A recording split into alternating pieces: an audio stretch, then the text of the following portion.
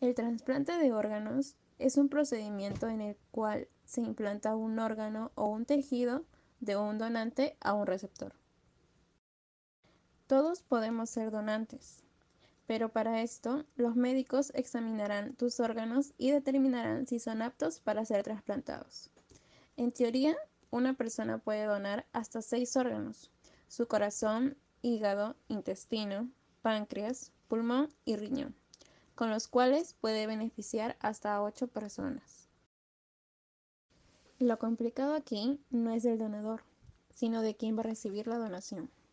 Para esto, el receptor tiene que cumplir una serie de condiciones para ser aceptado en la lista de espera, que dependiendo de dónde vive, será una espera complicadamente larga o corta. Para la operación, se toma una serie de consideraciones, ya que la compatibilidad de un donante y un receptor viene determinada por diferentes valores, pero principalmente grupo sanguíneo y factores físicos. El receptor debe recibir un órgano con un grupo sanguíneo compatible, de lo contrario el cuerpo lo va a reconocer como foráneo y lo va a empezar a atacar.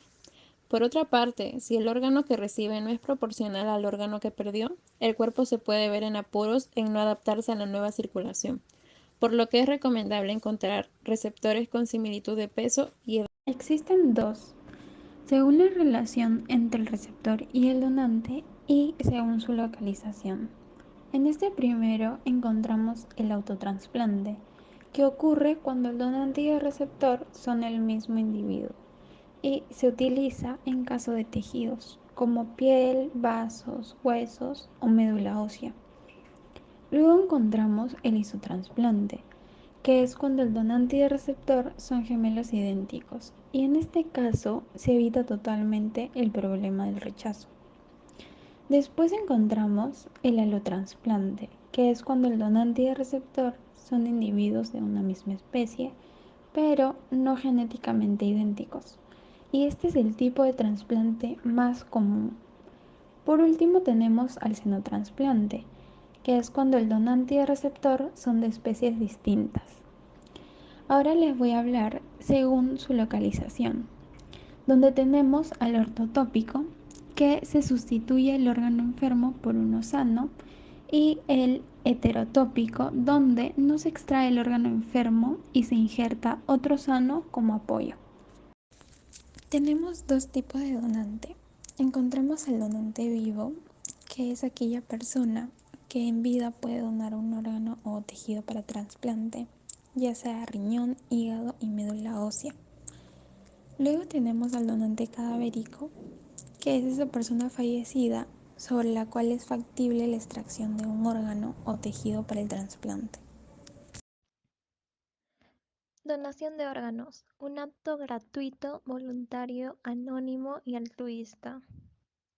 ¿Sabías que una persona que dona sus órganos y tejidos vitales puede salvar al menos la vida de 8 pacientes y cambiar la vida de muchos otros?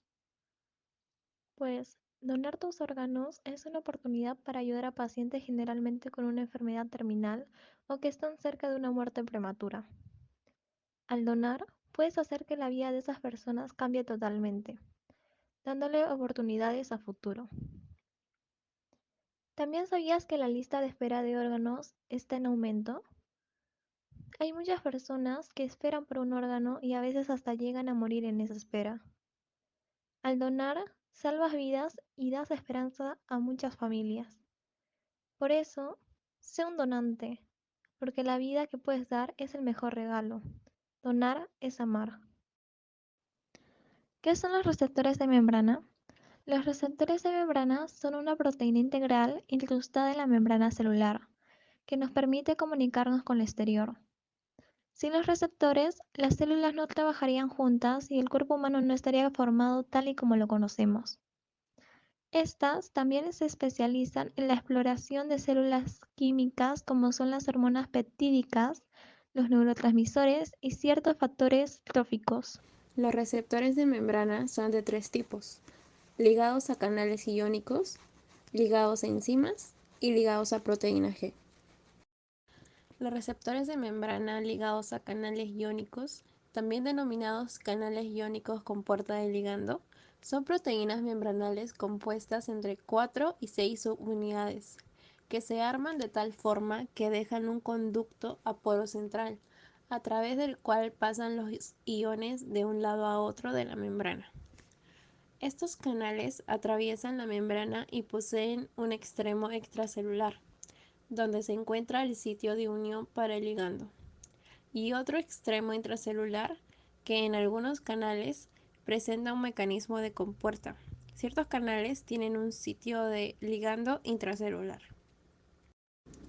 Los receptores de membrana ligados a enzimas también son proteínas transmembranales. Tienen un extremo extracelular que presenta el sitio de unión para el ligando y que tienen asociado a su extremo intracelular una enzima que se activa con la unión del ligando al receptor. Los receptores de membrana acoplados o ligados a proteínas G tienen un mecanismo indirecto para la regulación de las funciones intracelulares de las células diana que involucra a las moléculas transductoras denominadas proteínas de fijación o de unión de GTP o proteínas G. Todos estos receptores ligados a proteínas G están formados por una proteína membranal que atraviesa 7 veces la membrana y recibe el nombre de receptores metabotrópicos. Se han identificado cientos de receptores ligados a diferentes proteínas. Ahora, ustedes se preguntarán, ¿qué relación tiene el trasplante de órganos con los receptores de membrana? Pues el rechazo es un riesgo de trasplante que es causado generalmente por una reacción del sistema inmune del receptor frente al trasplante, que éste considera un invasor. En estos trasplantes, los médicos tratan de evitar el rechazo, asegurándose de que el donante y el receptor sean compatibles en cuanto a grupo sanguíneo y antígenos HLA. Pero a pesar de esto, 1 de cada 10 trasplantes terminan en rechazo. Estos investigadores descubrieron que los vasos sanguíneos dañados liberan pedazos específicos de células, que son pequeñas vesículas de membrana que ponen el sistema inmunológico en alerta. Y estos dicen que luego de realizar un trasplante, el sistema inmune ataca de inmediato el órgano del donante. En el siguiente caso, veremos si los receptores de membrana aceptan o no el trasplante.